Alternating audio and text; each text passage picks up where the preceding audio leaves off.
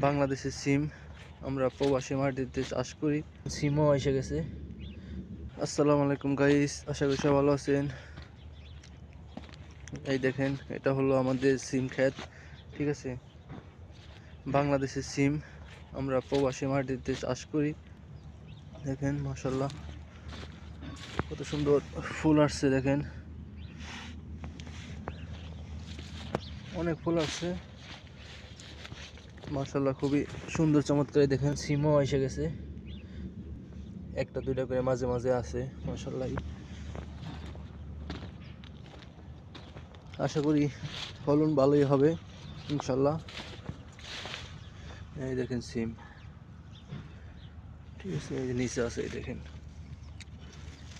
মাশাআল্লাহ খুবই সুন্দর চমৎকার।